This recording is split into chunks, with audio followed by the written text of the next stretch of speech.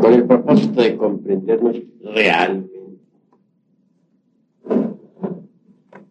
Es claro que ustedes están aquí presentes para escucharme y yo estoy aquí para hablar.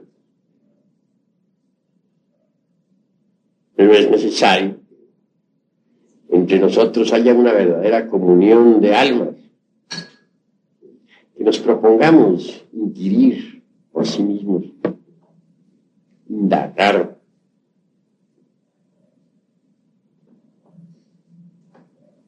buscar, tratar de saber con el objetivo evidente de lograr una orientación en el camino de la autorrealización íntima del ser. Saber escuchar es muy difícil. Saber hablar es más fácil. Sucede que cuando se escucha, se necesita estar abierto a lo nuevo, con mente espontánea, libre de preconceptos, de prejuicios, etc. Mas sucede que el ego, el yo, el mí mismo, no sabe escuchar. Todo lo traduce a sus prejuicios. Todo lo interpreta de acuerdo con lo que tiene almacenado en el centro formativo. ¿Cuál es el centro formativo? La memoria. ¿Por qué se le llama centro formativo?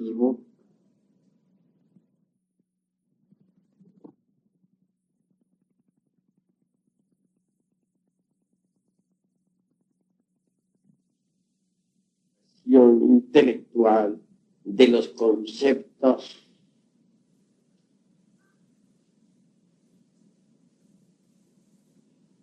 Entendido esto,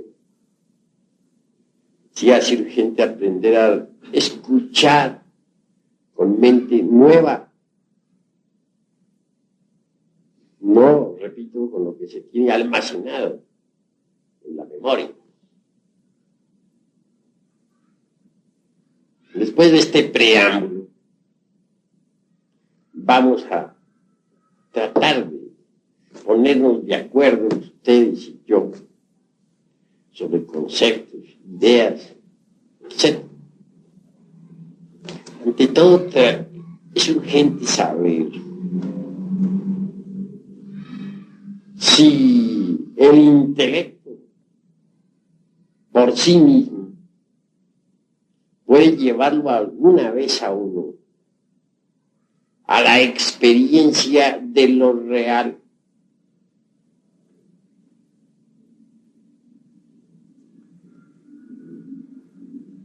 Existen brillantes intelectos, eso no lo podemos negar.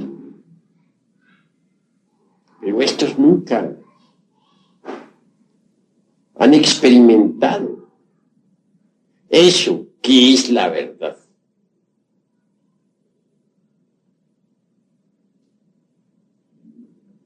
Ante todo, no está de más saber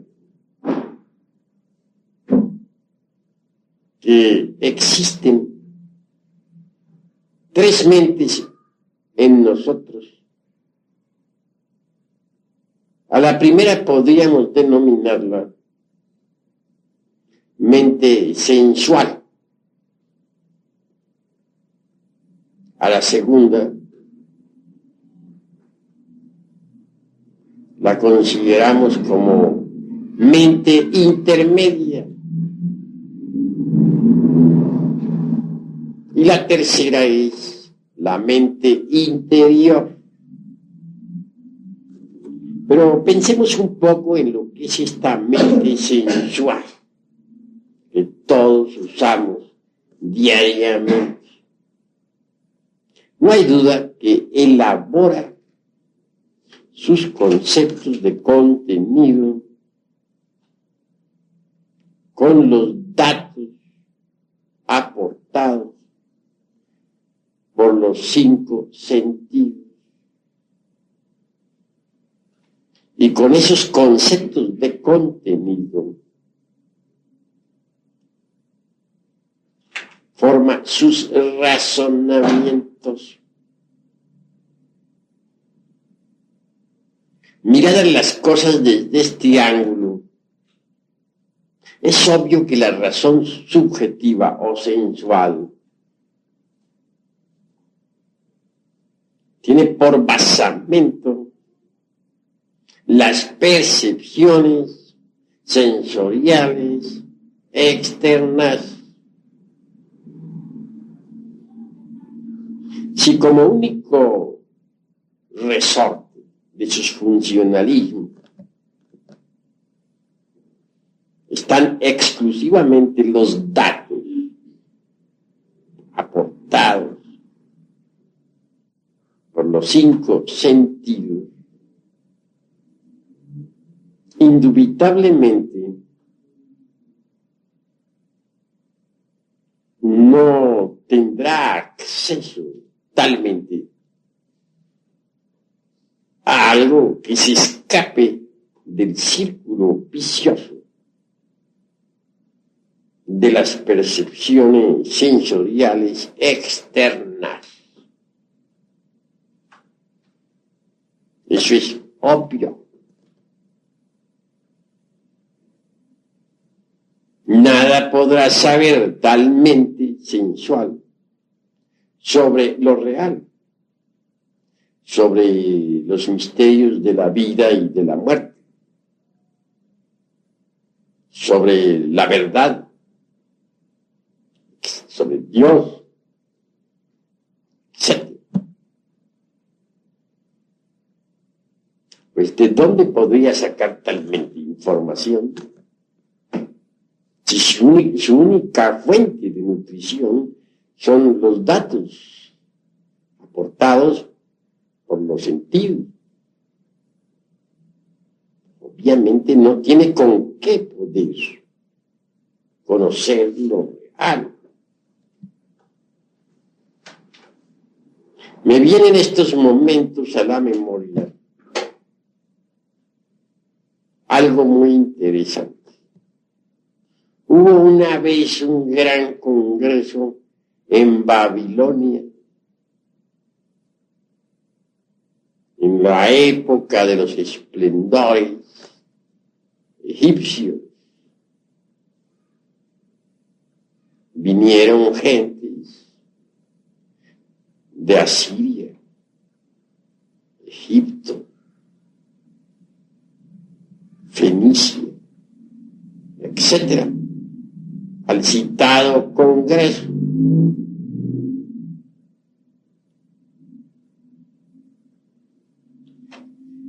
Es claro que el tema resultaba inquietante. Se quería saber, a base de puras discusiones analíticas, si el ser humano tenía o no alma.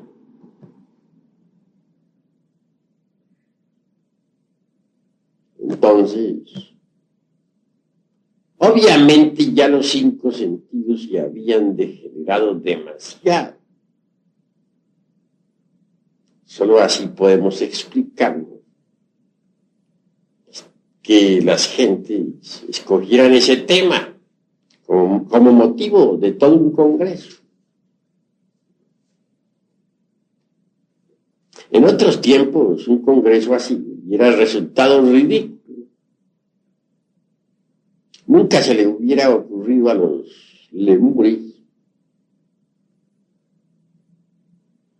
celebrar un congreso de este tipo. La gente del continente Mu le bastaba salirse del cuerpo y saber si tenía o no tenía alma. Lo hacían con una facilidad sorprendente. no estaban propiamente atrapados por el organismo físico, de manera que un tema de este tipo solamente podría ocurrirle a una humanidad ya involucionada, decadente, degenerada. Lo cierto fue que, tanto a favor como en contra de la cuestión alma, hubieron muchas discusiones. Al fin subió a la tribuna de la elocuencia un gran sabio, asirio. Ese hombre se había cultivado en Egipto. Había estudiado, pues, los misterios. Y habló con voz muy fuerte, diciendo: la razón nada puede saber sobre la verdad, sobre lo real, sobre el alma, sobre lo inmortal.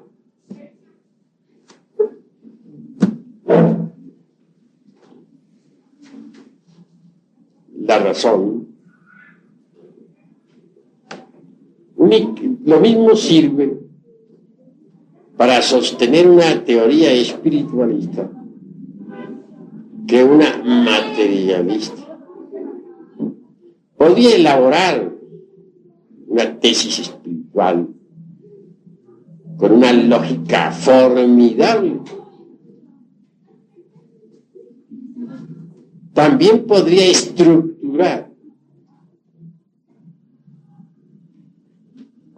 por oposición una tesis de tipo materialista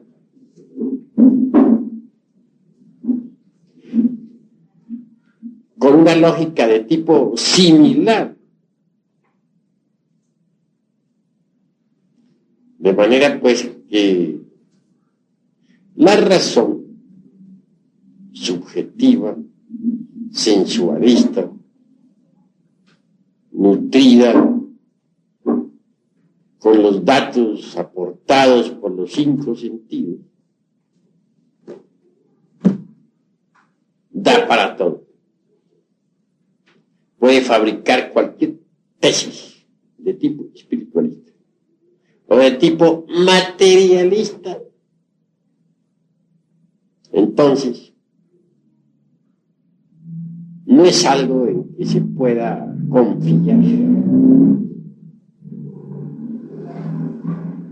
Existe un sentido diferente, que es el sentido instintivo de la percepción de las verdades cósmicas. Es una facultad del ser. Pero la razón subjetiva por sí misma no puede verdaderamente darnos ningún dato sobre la verdad, sobre lo real. Nada puede saber la razón sensualista sobre los misterios de la vida y de la muerte. Así habló aquel sabio. Y dijo aún más: ustedes me conocen. Tengo prestigio entre ustedes. Saben muy bien que vengo de Egipto. No ignoran que mi vida ha sido de estudio. Y mi mente sensualista no podría aportar datos sobre lo real. Así habló aquel hombre. Y concluyó diciéndole: ustedes no pueden saber con su racionalismo nada sobre la verdad, sobre el alma, sobre el espíritu. Porque la mente racionalista no puede saber nada de esas cosas. Bueno, habló aquel hombre con mucha elocuencia, y luego se retiró. Se apartó definitivamente de todo escolasticismo. Prefirió dejar a un lado el racionalismo subjetivista y permitir o desarrollar en sí mismo, mejor dijera, aquella facultad del ser ya citada por mí, que se conoce como percepción instintiva de las verdades cósmicas, facultad que otrora tenía la humanidad en general, pero que se atrofió conforme el yo psicológico, el mí mismo o el sí mismo, se fue desarrollando. Aquel sabio sirio, educado en Egipto, dicen que apartado de toda escuela, se fue pues a cultivar la tierra y a confiar exclusivamente en esa prodigiosa facultad del ser conocida como percepción instintiva de las verdades cósmicas. Pero vamos aún un poco más lejos. Hay una mente diferente a la mente sensual.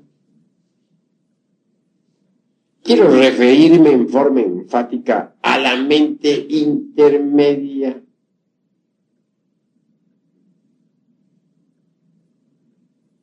En esa mente intermedia encontramos las creencias religiosas de todo tipo.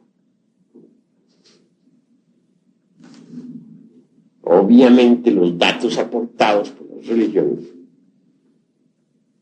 al fin y al cabo, tienen cabida en la mente intermedia.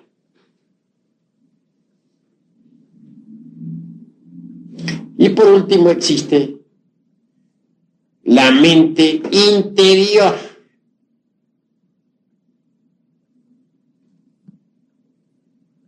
Esto es algo que debemos esclarecer. La mente interior en sí misma y por sí misma funciona exclusivamente con los datos aportados por la conciencia del ser.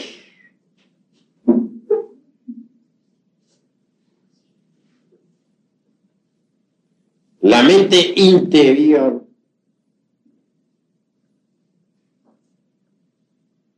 no podría jamás funcionar sin esos datos que proporciona la conciencia interior del ser. He ahí las tres mentes. La mente sensualista en el Evangelio es conocida con todas sus teorías y demás como la levadura de los saduceos. Jesús el Cristo advierte diciendo: cuidaos de la levadura de los saduceos, es decir, de las doctrinas materialistas, ateístas, como la dialéctica marxista. Ese tipo de doctrinas corresponde exactamente a la doctrina de los saduceos, de que habla el Cristo. Mas también advierte el Señor de perfección sobre la doctrina de los fariseos.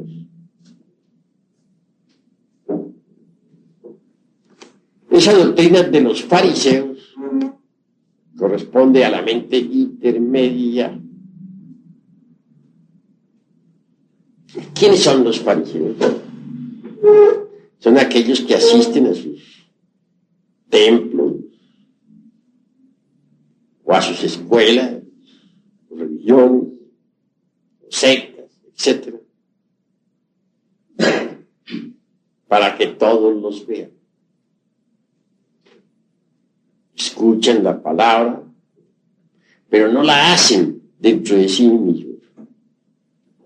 Son como el hombre que se mira en un espejo y da la espalda y se va.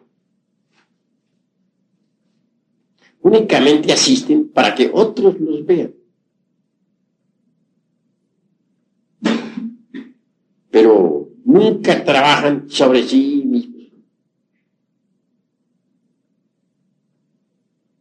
Y eso es gravísimo. Tales gentes se contentan con las meras creencias. No les interesa la transformación íntima.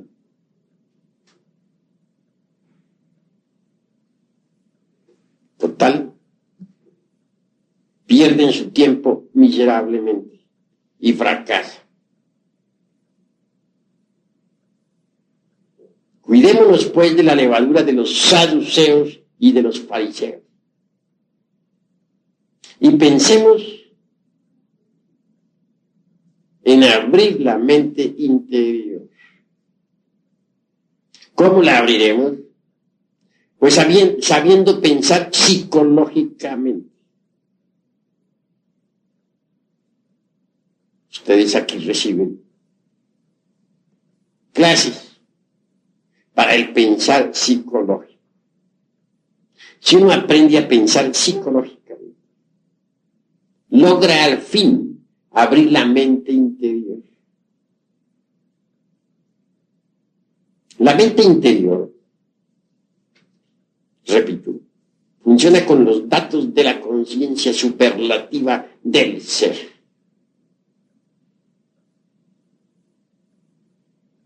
Entonces, experimenta, gracias a eso, la verdad de los diversos fenómenos de la naturaleza.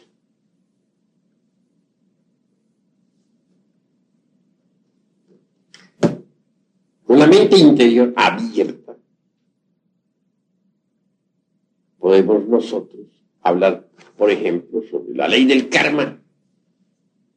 Ya no por lo que otros digan o dejen de decir,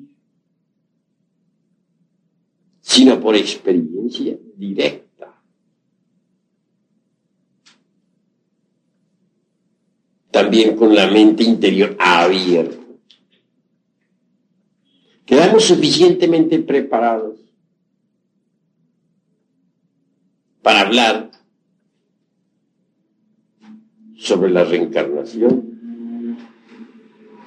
o sobre la ley del eterno retorno de todas las cosas, o sobre la ley de la transmigración de las almas, etc. Pero repito, ya no basados en lo que leímos o en lo que escuchamos de algunos autores, sino en lo que por sí mismos experimentemos en forma real, directa. Eso es obvio. Don Emmanuel Kant, el filósofo de Königsberg, hace pues una distinción clara entre la crítica de la razón práctica y la crítica de la razón pura. No hay duda de que la razón subjetiva, racionalista, jamás podría aportarnos nada que no perteneciese al mundo de los 5 sentidos.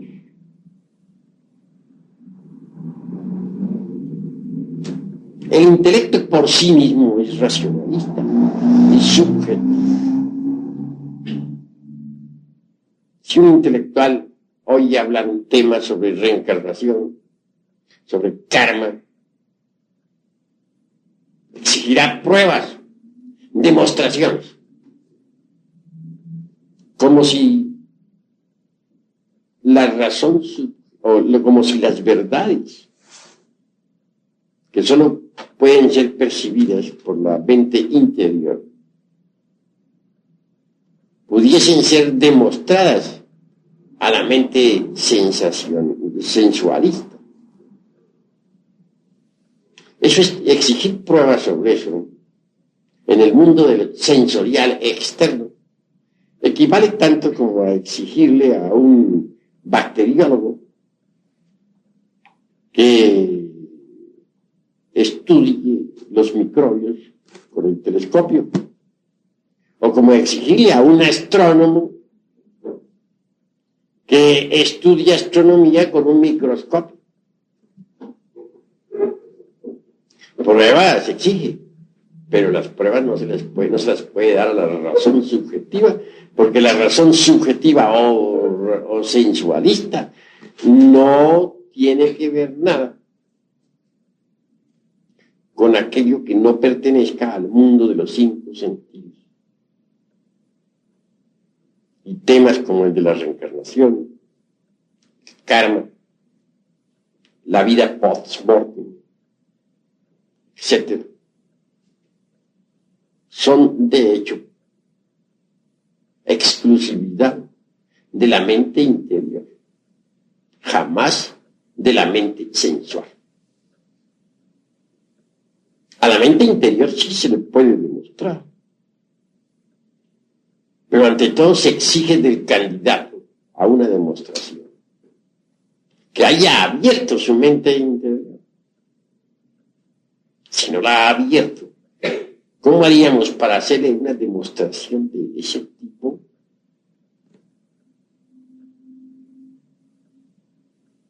Obviamente aquello sería imposible, ¿verdad?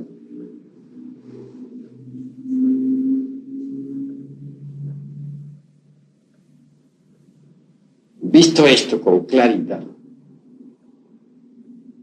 conviene que ahondemos ahora un poco en la cuestión de facultades.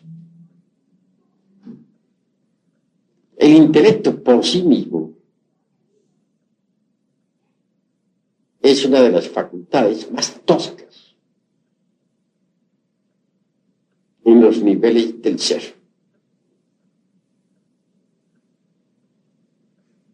Si queremos volver todo intelecto, jamás llegaremos a la aprehensión de las verdades cósmicas.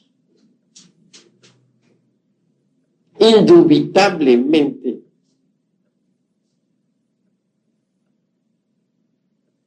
existe, más allá del intelecto, otra facultad de cognición.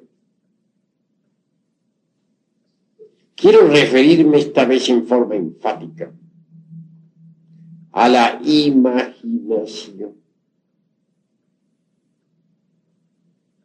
Mucho se ha subestimado a tal facultad. Algunos hasta la denominan despectivamente con el título de la loca de la casa. Título injusto, que si no fuera por la imaginación, no tendríamos esta grabadora, no existiría el automóvil, no existiría el ferrocarril, etc. El sabio que quiere hacer un invento deberá primero imaginárselo, luego plasmar su invento en el papel. El arquitecto que quiere hacer una casa tendrá primero que imaginarla y después la podrá trazar en el plano, de manera que la imaginación ha permitido crear todo invento. no es pues algo despreciable.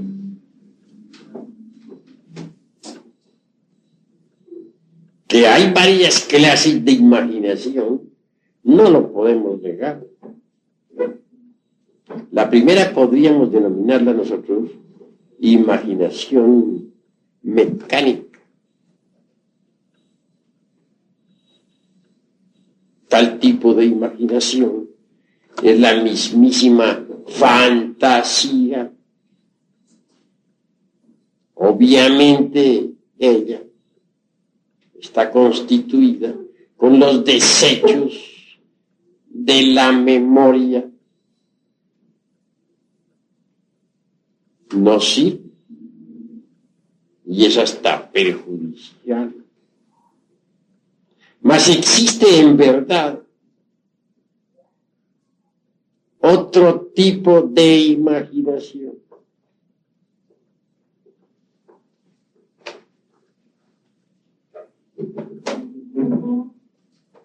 Esta es en realidad la imaginación intencional, o sea, la imaginación consciente.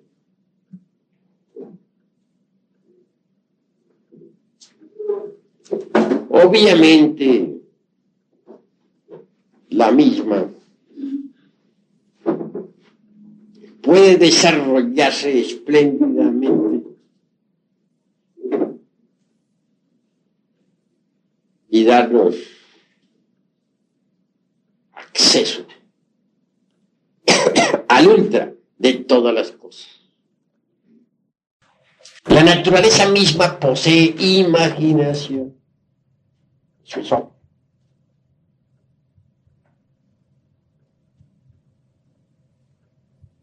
Si no fuera por la imaginación, todas las criaturas de la naturaleza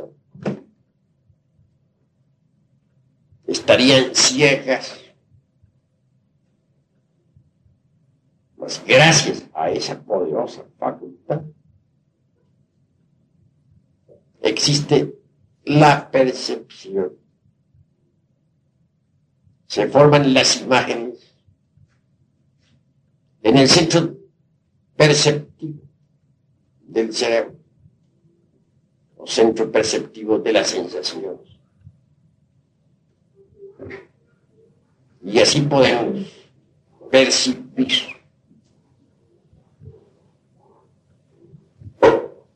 la imaginación creadora de la naturaleza. Ha dado origen a las múltiples formas existentes en todo lo que es.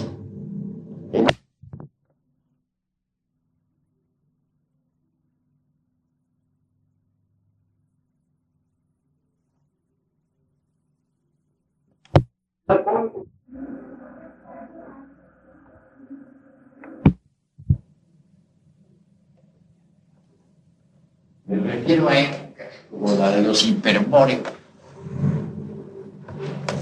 o prelemúricos. No se usaba el intelecto, sino la imaginación. Entonces el ser humano era inocente y el maravilloso espectáculo del cosmos se reflejaba como en un lago cristalino sobre su imaginación. Era otro tipo de humanidad. Hoy causa dolor ver cómo muchas gentes han perdido ya hasta la mismísima imaginación. Es decir, se ha degenerado espantosamente esta preciosa facultad.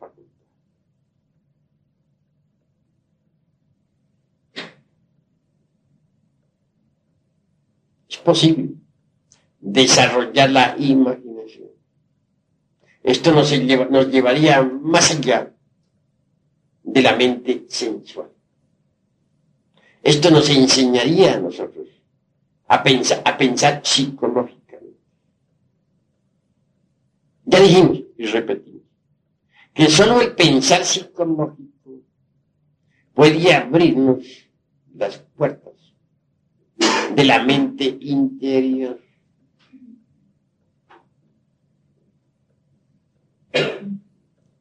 Si uno desarrolla la imaginación, puede aprender a pensar psicológicamente. Imaginación, inspiración, intuición son los tres caminos obligatorios de la iniciación. Si nos quedamos nosotros embotellados exclusivamente en los funcionalismos gnósticos sensoriales del aparato intelectual, no será posible en modo alguno subir por los escalones de la imaginación, de la inspiración y de la intuición.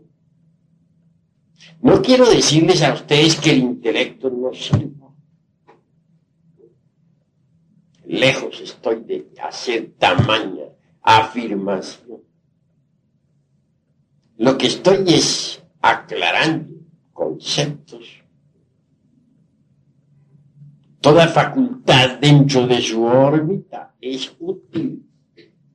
Fuera de su órbita es inútil.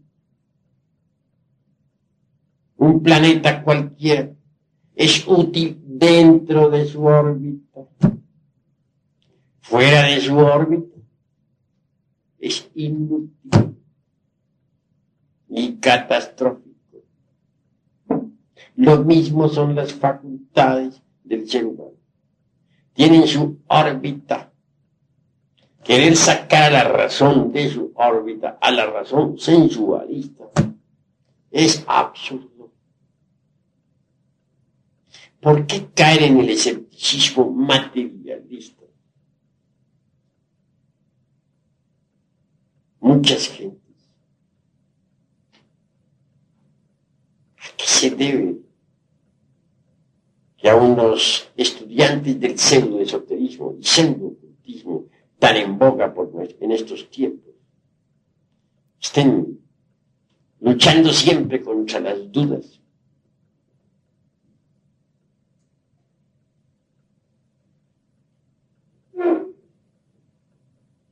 ¿Por qué muchos andan mariposeando de escuela en escuela y al fin llegan a la vejez sin haber realizado nada?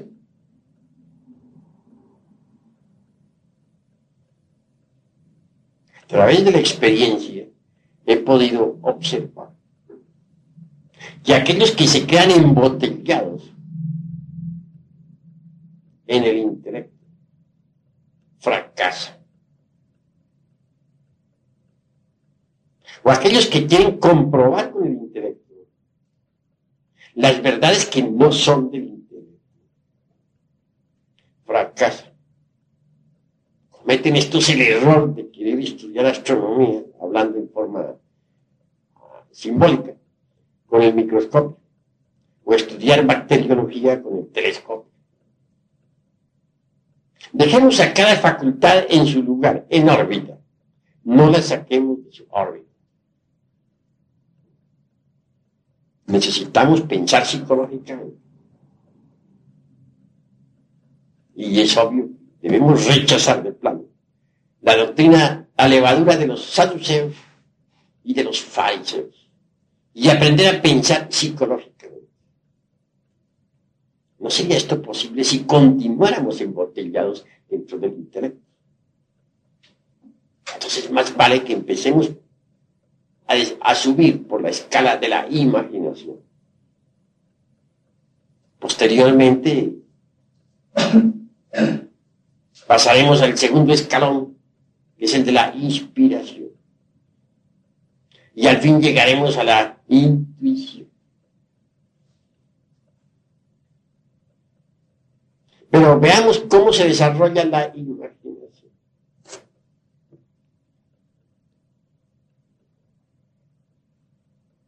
Se puede empezar con un ejercicio sencillo. Muchas veces hablé yo sobre el ejercicio del vaso con agua. Un ejercicio fácil. Si uno pone un vaso con agua a esta distancia,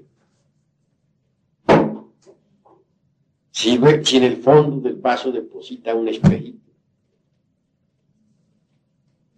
si añade al agua azogue, algunas gotas,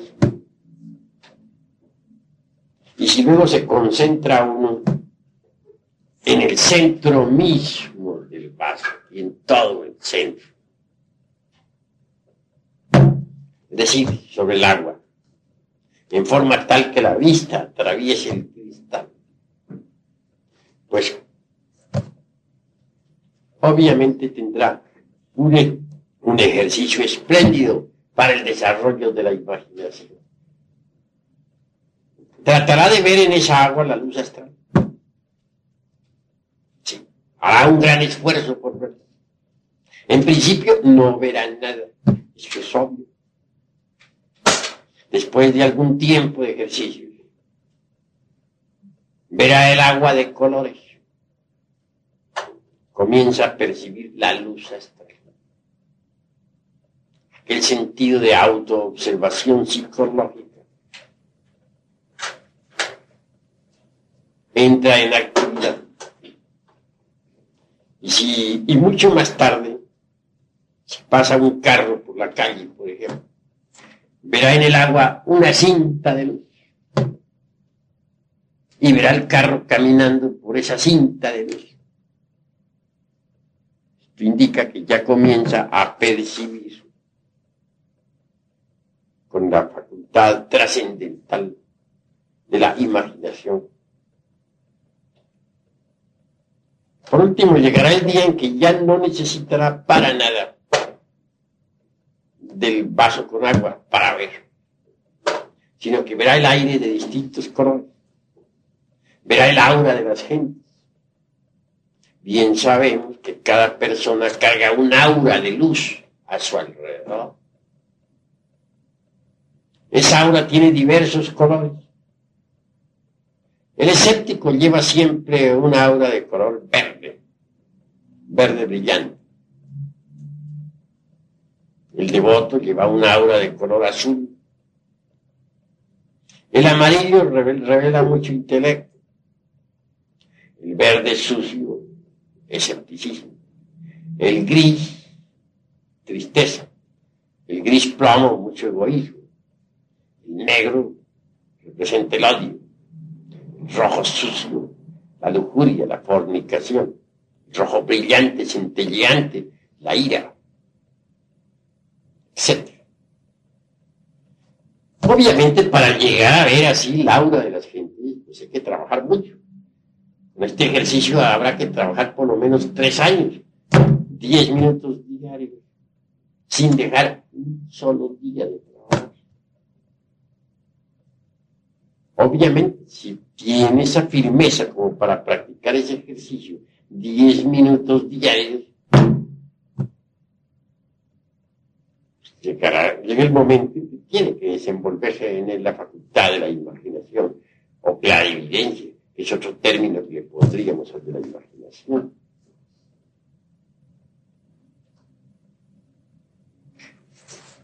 Pero ese no sería el único ejercicio para el desarrollo de esa preciosa facultad. Se necesita algo más. Se necesita el de la meditación. Sentado uno en un cómodo sillón, con el cuerpo perfectamente relajado, o acostado en su lecho, pero con el cuerpo relajado y con la cabeza hacia el norte, debe imaginar algo de un rosario.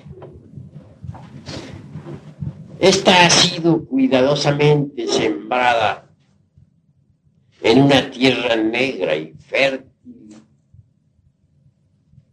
Imaginemos que la regamos con el agua pura de vida. continuando con este proceso imaginativo trascendental y trascendente a su vez. Visualicémosla en el proceso de crecimiento, cómo el tallo brota al fin, cómo se desenvuelve maravillosamente, cómo surgen las espinas de entre aquel tallo y al fin echa ramas diversas.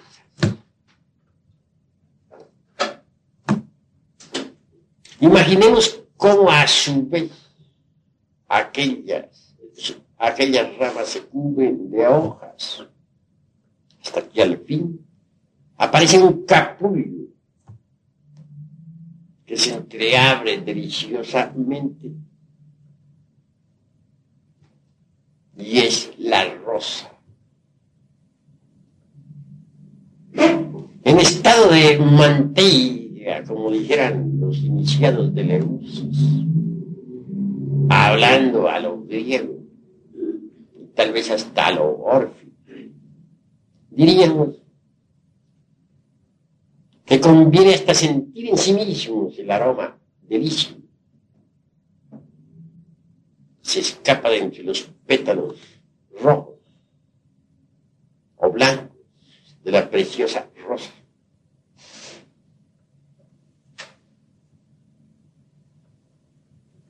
La segunda parte del trabajo imaginativo consistiría en visualizar con entera claridad meridiana el proceso del morir de todas las cosas. Bastaría imaginar cómo aquellos pétalos olorosos van cayendo poco a poco, marchitos y sin vida. Como aquellas ramas, otrora fuerte, se convierten después de algún tiempo en un montón de leños. Y al fin llega el huracán, el viento, y arrastra a todas las hojas y a todos los leños. Es una meditación de fondo sobre el proceso del nacer y del morir de todas las cosas. Este ejercicio, practicado en forma asidua, diariamente, y es claro que a la larga vendrá a darnos la percepción interior profunda de aquello que podríamos denominar mundo astral.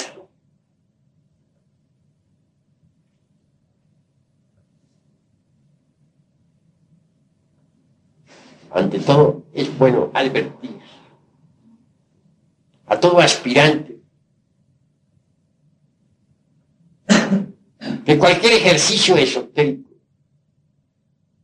incluyendo este ya citado, requiere de parte del discípulo la continuidad de propósitos. Porque si practicamos hoy y mañana no, cometemos un gravísimo error. Solo habiendo de verdad aplicación en el trabajo esotérico, es posible el desenvolvimiento de esa facultad preciosa de la imaginación. Una vez que durante la meditación surja en nuestra imaginación algo nuevo, algo distinto a la rosa, es señal evidente que ya estamos progresando. En principio, las imágenes carecen de colorido, pero conforme trabajamos,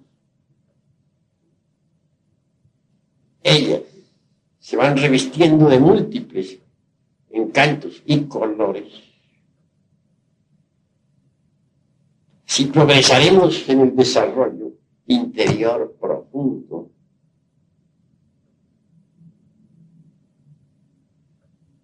un paso más avanzado en esta cuestión nos llevaría a la recordación de nuestra vida y de nuestras vidas anteriores. Incuestionablemente, quien haya desarrollado en sí mismo la facultad imaginativa, bien podría tratar de capturar o de aprehender con este diáfano o translúcido el último instante de su pasada existencia. Entonces, en ese espejo lúcido de su imaginación, se reflejaría un lecho de moribundo, si es que en cama fallecido, porque entre paréntesis alguien podría morir en campo de batalla o por un accidente.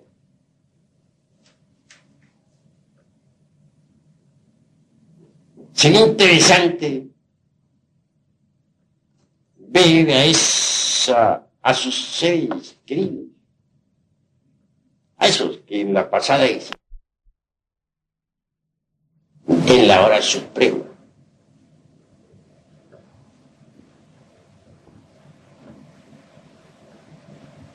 continuando con este proceso tan maravilloso del desarrollo relacionado con la imaginación.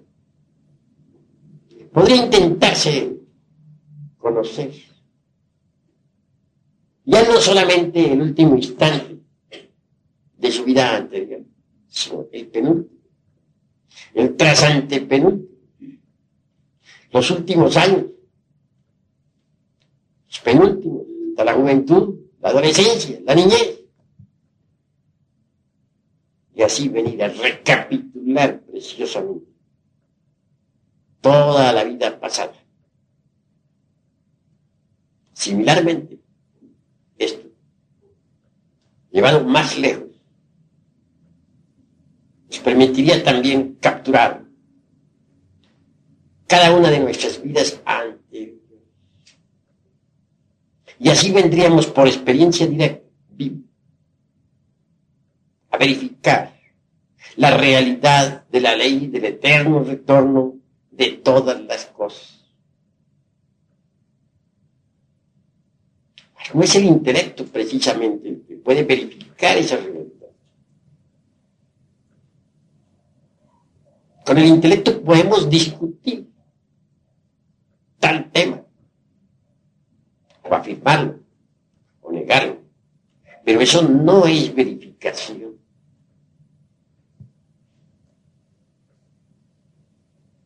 Así pues, los invito a ustedes a la comprensión. La imaginación les abrirá las puertas de los paraísos elementales de la naturaleza. Con la imaginación tratamos de percibir un árbol. Si meditamos en el mismo, veremos que está compuesto de multitud de pequeñas celulosas.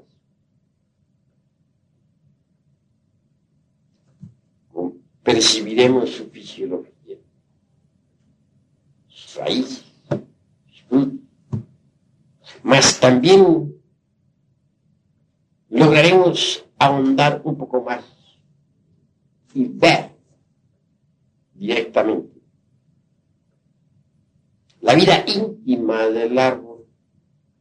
No hay duda de que este posee eso que podríamos denominar esencia o alma. Cuando uno en estado de mantilla o llama o éxtasis o arrobamiento percibe la conciencia de un vegetal, descubre con claridad perfecta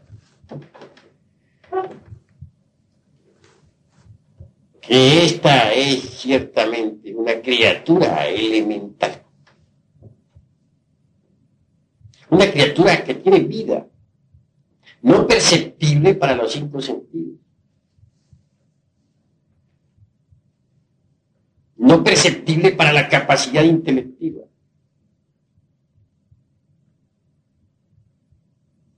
excluida completamente del terreno gnóstico sensorial,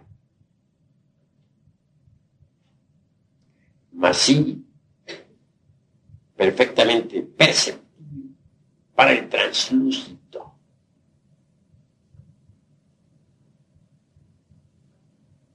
Interesante, resulta que en pasos posteriores se puede llegar a conversar, a platicar con ese elemental.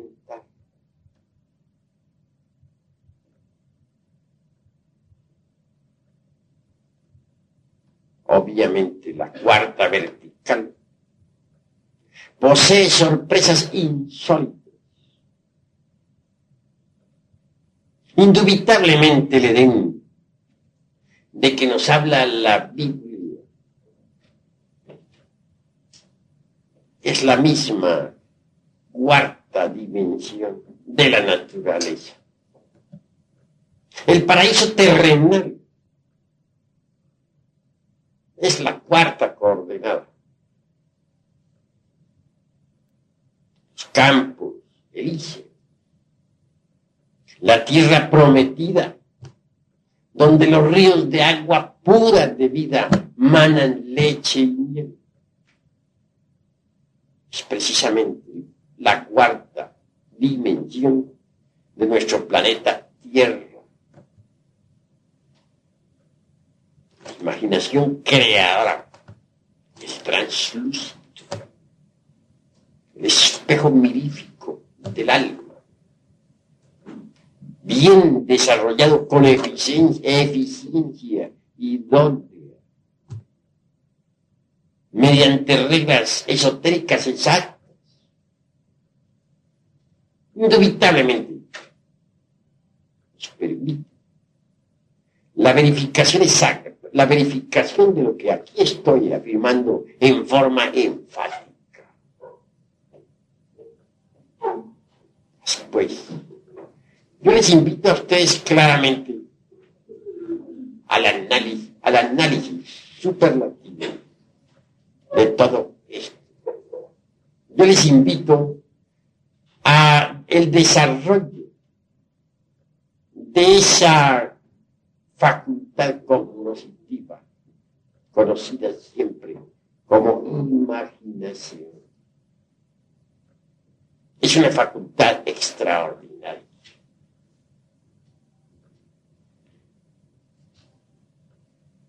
En la cuarta vertical descubrimos templos extraordinarios. Y es que la vida elemental está clasificada por el logos.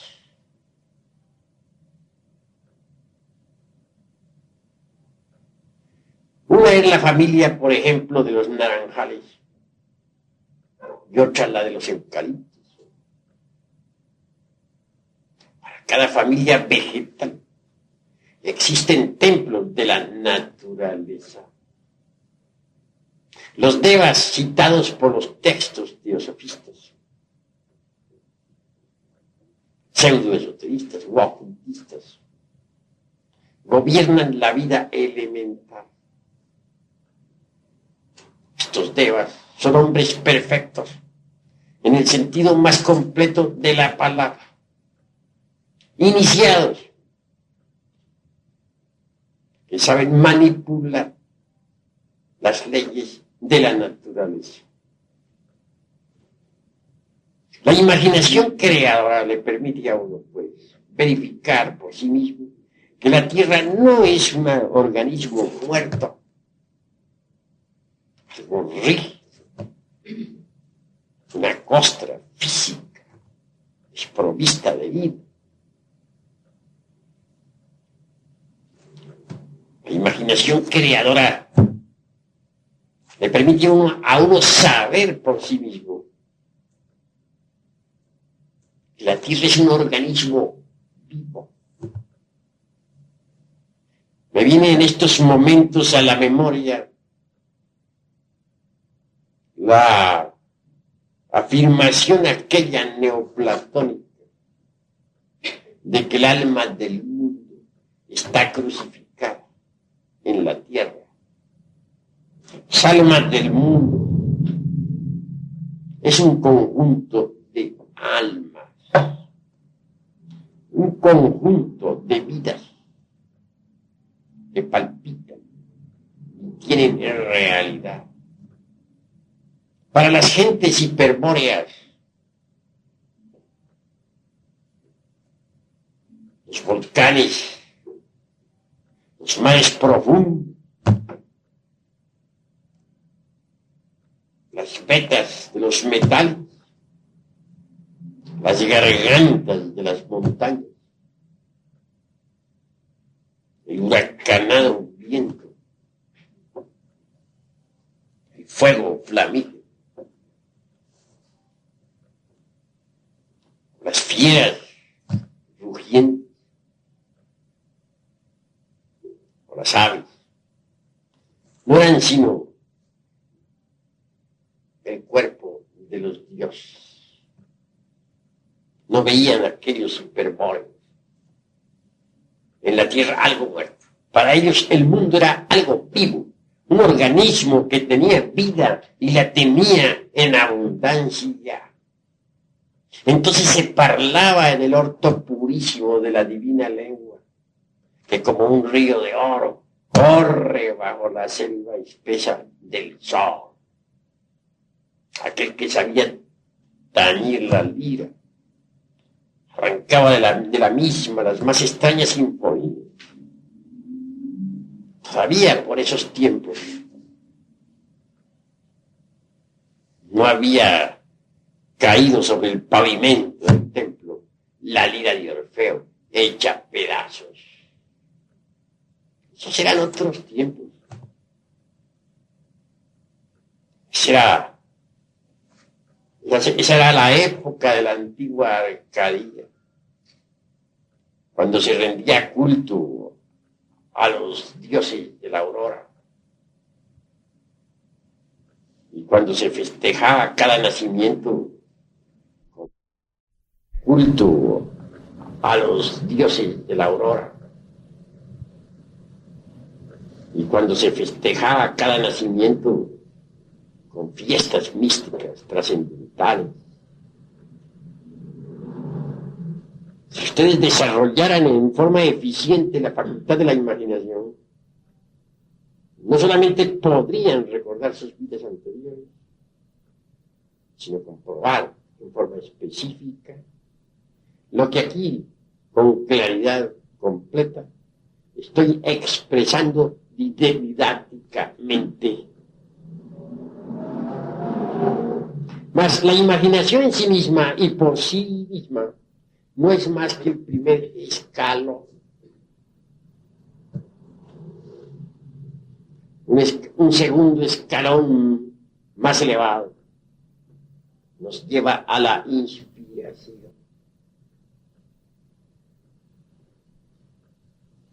La facultad de la inspiración nos permite platicar cara a cara con toda partícula de vida elemental. La facultad de la inspiración nos permite sentir de nosotros mismos el palpitar de cada corazón.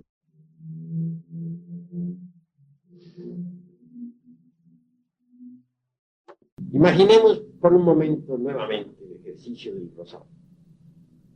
Si después de todo, si concluido el meditar en el nacer y en el morir del mismo, desaparecieron los leños y los pétalos de la flor, queremos saber algo más. Necesitamos de la inspiración. Ha nacido la planta, ha dado frutos, ha muerto, y después de todo, ¿qué? Entonces necesitamos de la inspiración para saber qué, cuál es el significado de ese nacer y de ese morir de todas las cosas. La facultad de la inspiración es todavía más trascendental y necesita un gasto de energía mayor. Se trata de dejar a un lado el símbolo sobre el cual hemos meditado. Se trata de capturar su significado interior. En esto se necesita de la facultad de la emoción, del centro emocional. El centro emocional viene, pues, a valorizar el trabajo esotérico de la meditación. El centro emocional nos permite sentirnos inspirados. Y luego, inspirados, conoceremos el significado del nacer y del morir de todas las cosas. Con la imaginación podríamos verificar la realidad de la existencia anterior. Con la inspiración podríamos capturar el significado de tal existencia, su motivo, su causa, su porqué. La inspiración, pues, está un paso más allá de la facultad de la imaginación creadora. Con la imaginación podemos verificar la realidad de la cuarta vertical. Pero la inspiración nos permitirá capturar su honda significación.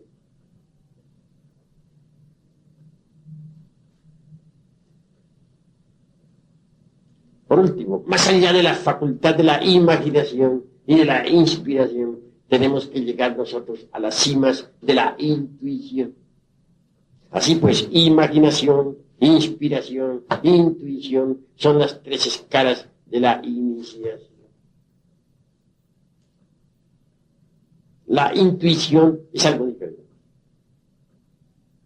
Volvamos al rosal de nuestro ejemplo. Indubitablemente, con el proceso de la imaginación durante el ejercicio esotérico, trascendental y trascendente, hemos visto los procesos, hemos visto cómo creció el rosal, cómo dio frutos y por último, cómo murió, se convirtió en un montón de leños. La inspiración nos permitirá conocer el significado de todo eso. Pero la intuición nos llevará a la realidad espiritual de eso. Entonces penetraremos con esa preciosa facultad superlativa en un mundo exquisitamente espiritual.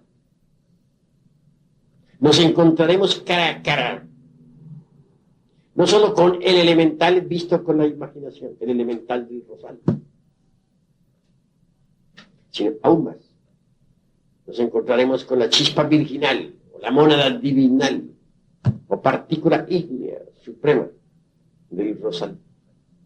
Penetraremos en un mundo donde hallaremos a los Elohim, creadores citados por la Biblia, mosaica o hebraica. Veremos a toda la hueste creadora del ejército de la palabra. Es decir, hallaremos al demiurgo creador del universo. Es esa intuición la que nos permitirá platicar cara a cara con los arcangeloides, con los tronos. Ya no serán para nosotros una mera especulación o creencia, sino una realidad palpable, manifiesta. La intuición podrá permitirnos el acceso a las regiones superiores del universo y del cosmos. Por medio de la intuición podremos estudiar cosmogénesis, antropogénesis, etc. La intuición nos permitirá penetrar en los templos de la fraternidad universal blanca, en los templos de los Elohim, o Prajapatis, o Kumarás, o tronos. La intuición nos permitirá conocer la génesis de nuestro mundo. Con la intuición podremos asistir a la aurora misma de la creación.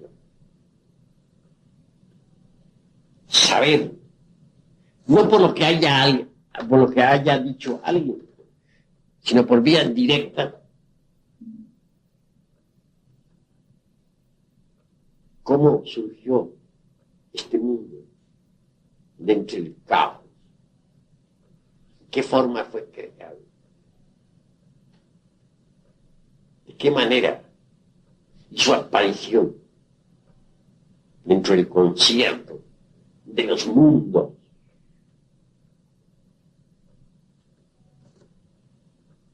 La intuición, pues, nos permitirá saber ya, en forma específica y directa, lo que no saben los brillantes intelectos de la época. Pues existen muchísimas teorías en relación con el mundo, con el universo, con el cosmos. Y estas pasan de moda constantemente, como los remedios de farmacia, como las modas de las damas o de los caballeros. A una teoría le sigue otra, y a otra. Y al fin y al cabo el intelecto no hace sino especular y fantasear a lo lindo, sin poder experimentar jamás lo real. Pero la intuición le permite a uno conocer lo real. Es una facultad cognitiva trascendental. Grandioso es poder asistir al espectáculo del universo, sentirse uno por un momento aparte de la creación, mirar el mundo como si este fuese un teatro y uno un espectador. Evidenciar como un cometa sale del caos, surge pues del no ser, que es el real ser, cualquier unidad cósmica, etc. Es la intuición la que le permite no saber que la Tierra existe por el karma de los dioses, porque si no, no existiría. Es la intuición la que le permite uno verificar el crudo realismo tal karma. Ciertamente, aquellos Elohim, Prajapatis o ángeles, en su conjunto constituyen lo divinal, actuaron en un pasado ciclo de manifestación,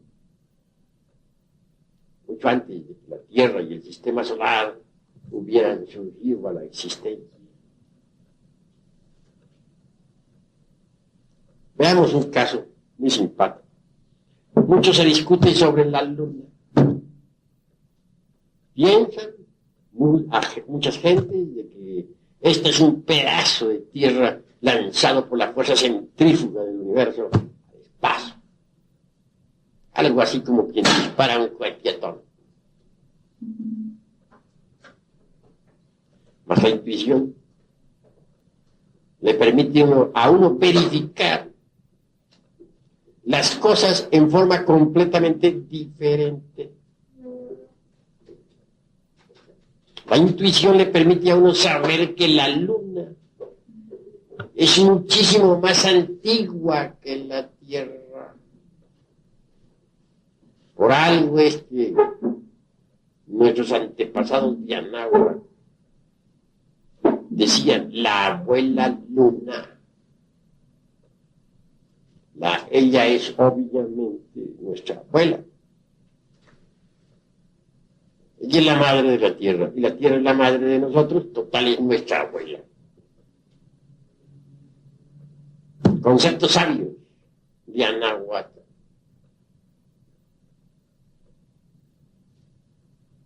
La tierra realmente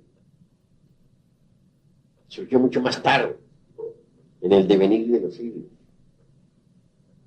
La luna fue un mundo rico en el pasado. Tuvo vida mineral, vegetal, animal, humana. Mares profundos, volcanes que hicieron erupción, etc. Los mismos científicos actuales han tenido que rendirse ante la evidencia concreta de que la luna es más antigua que la Tierra. Aquellos iniciados que cometieron el error de afirmar que la luna fue un pedazo desprendido de la Tierra, ahora quedaron mal cuando se verificó con aparatos especiales, mediante el estudio de los guijarros traídos de la luna, que esta es más antigua que la Tierra. Y así es. Tuvo humanidad, tuvo vida vegetal, fue un mundo rico. ¿Por qué se convirtió así en luna? La intuición le permite a uno saber que todo lo que nace tiene que morir. Y que todo el mundo del espacio estrellado a la larga se convierte en una nueva luna. Esta tierra que nosotros habitamos un día envejecerá y morirá. Y se convertirá en una nueva luna. Y hay lunas tan pesadas, como por ejemplo la que gira alrededor del Sol Sirio, que tiene una densidad 5000 veces más grave que la del plomo.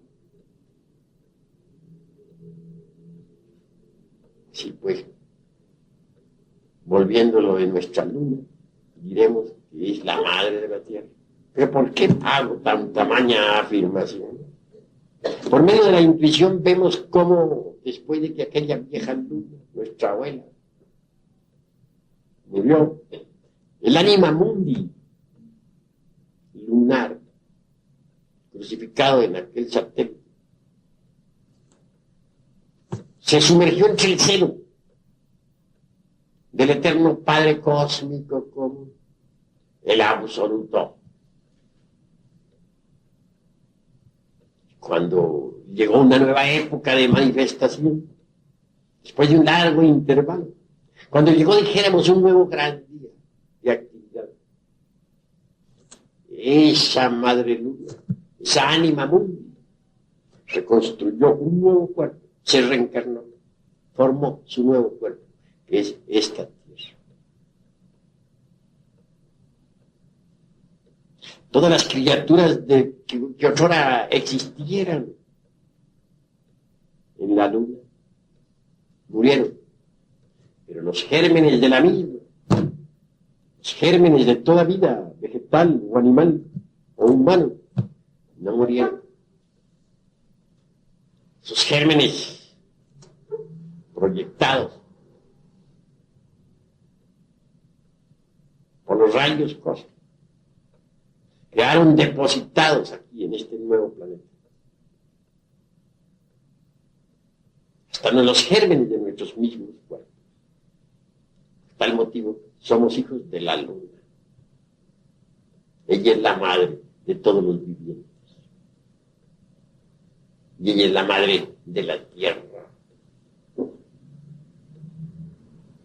Cuando uno hace una afirmación de estas, ante un grupo de gentes instruidas,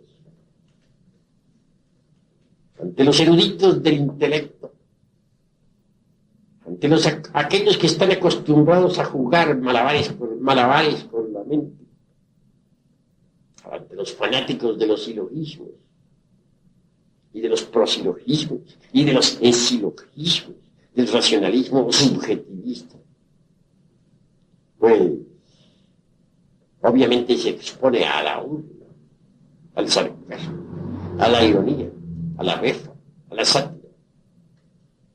Porque esto no puede ser admitido jamás por el racionalismo subjetivista del intelecto. Esto que estoy diciendo solamente puede ser aceptable a la intuición. Si ustedes quieren algún día llegar de verdad a la iluminación, a la percepción de lo real, al conocimiento completo de los misterios de la vida y de la muerte, necesitarán subir incuestionablemente por la gradería maravillosa de la imaginación, de la inspiración y de la intuición. Menos racionalismo jamás podría llevarlos a ustedes a estas experiencias íntimas profundas. No, en modo alguno nos pronunciaríamos nosotros contra el intelecto. Lo que queremos es especificar funciones. Y eso no es un delito. Indubitablemente el intelecto es útil dentro de su órbita. Fuera de órbita, repito lo que ya dije al empezar esta plática, que resulta inútil. Pero si nosotros nos fanatizamos con el intelecto y de plano nos negamos a querer subir por los escalones de la imaginación, jamás llegaríamos, indubitablemente, a pensar psicológicamente.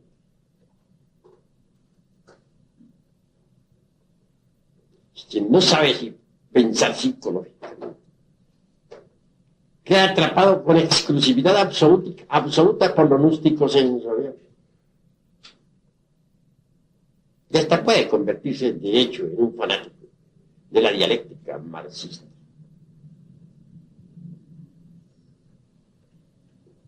Solo el pensar psicológico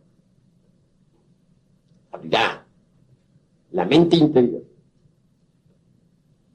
Eso es. Quien ha subido por los escalones de la inspiración y de la intuición, indubitablemente, de hecho, ha abierto las puertas maravillosas de la mente interior. Surgen los intuitos desde adentro, se expresan a través de la mente interior.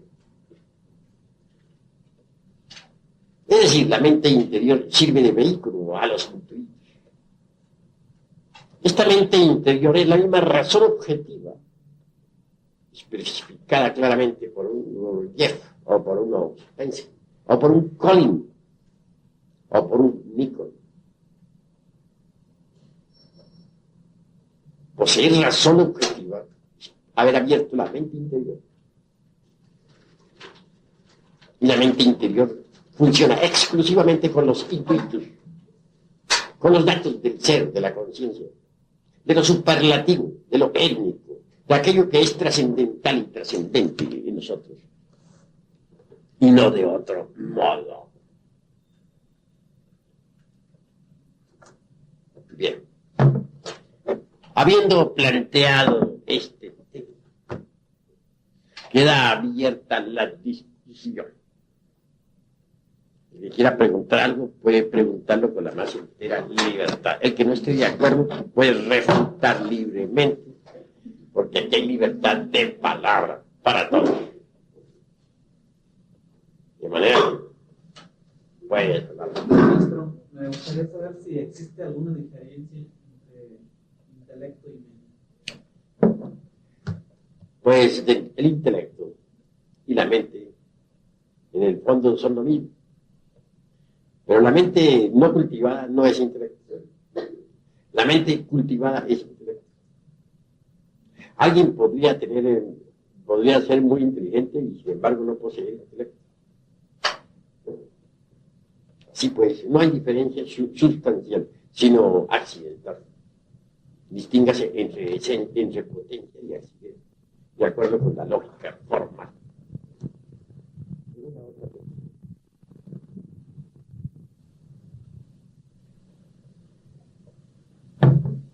A ver, todos tienen, no teman, pregunten, para que vayamos nosotros aclarando puntos. A ver, toma la palabra ya. Yo quisiera saber qué es la transmutación de salud. Bueno, con mucho gusto, pero nos hemos salido del tema. Bueno, es que lo mencionó al principio. Bueno, la transmigración de las almas o la famosa mentepsicosis de Pitágoras. Precisamente en este momento que tú haces esa pregunta, me viene a la memoria un caso interesante. Algún día por esas calles de Atenas ladró un perro. No solamente ladró, sino chilló también y aulló. Bueno, lo cierto fue que Pitágoras andaba por ahí junto con sus discípulos. Enojado, uno de sus discípulos le dio de patadas al pobre can. Entonces el sabio les reprendió, diciendo: no golpees a ese animal, porque en él he reconocido el alma de un amigo mío que murió hace tantos años. Algo insólito, diría. ¿Verdad? Y merece que se explique todo eso. Krishna enseñaba la doctrina de la transmigración de las almas. Es lo mismo que la metempsicosis de Pitágoras. Vale la pena explicarlo, y explicarlo de verdad. Sucede que todo ser humano, o todo humanoide, para hablar más claro, posee en sí mismo eso que podríamos denominar ego animal. No es el ego algo meramente individual,